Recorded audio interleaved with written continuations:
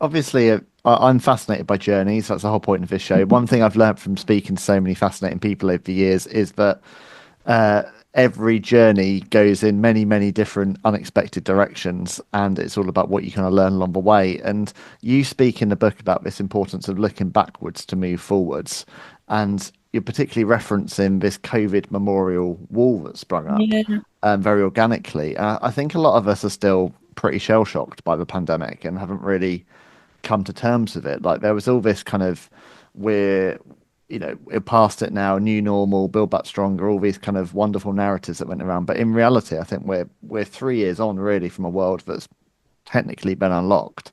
And I think lots of us are still feeling pretty lost and quite unsafe really.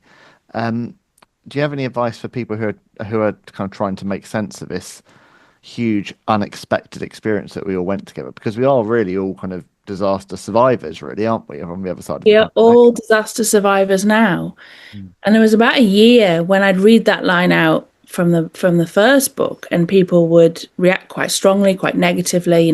They try and frame that their lockdown was relatively okay. We did a lot of that British toxic positivity, and we said, well, that bad thing wasn't happening to me. I didn't lose anybody immediately. People have started to lose people now. What we always knew with a pandemic was you would have an acute phase with a high death toll, but you'd also just see continuous bereavement and grief for many years afterwards.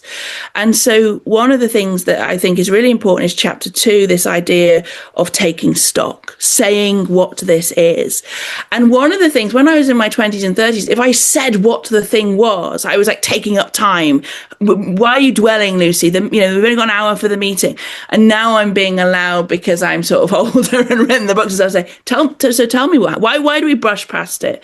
The number of meetings that I sit in with responders and healthcare, and they say things like, we're not talking about COVID anymore. We're not talking about that again. We don't want to see that in any reports. Wow. And we wondered why 1918 found it so hard to memorialize Yeah, the Great Flu pandemic. What on earth are we doing? We have yeah, been through this incredibly profound event. And I honestly, I was communicating with some of the custodians of the COVID Memorial Wall, which I've done all the way through. And at first I thought, well, what is this? Where's this come from? I'm always a little bit worried about, is this authentic? Who's doing this? Was this a stunt? And then they maintained it. And, I talk about the labor of it. Again, that word labor. I talk about how much work it is in the book. And I wonder if without that wall, we'd have even more ways to forget, because that's such an important thing after disaster for leaders and for economies and for societies to go, it wasn't really that bad. And we saw the profound effect of something like that of the Vietnam War. Let's try and pretend it didn't happen. And look what that does to mental health of both the countries, where the conflicts occurred, and of course the American veterans. So for me, I've always been kind of, okay, why aren't we taking stock? And I do sort of poke there. Somebody had in my life had surgery recently, and they were sort of talking about the whole year and removing that event. And I think that's a very common experience that we go through. We take out the thing that hurts the most, and so I think the idea of the taking stock, and then what I say, and the number of health columns and health journalists who've come back to me on this is really interesting. Then I say you do an impact assessment and you talk about what this has done.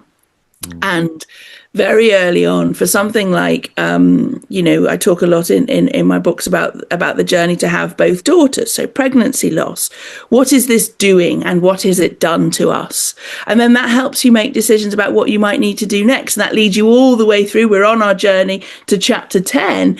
And it's things like, actually, does this taking stock lead me to my great epiphany, which is perhaps something isn't working. Often we see people change either job roles, sometimes it's relationships, which is very difficult. But the first port of call is to say what this was.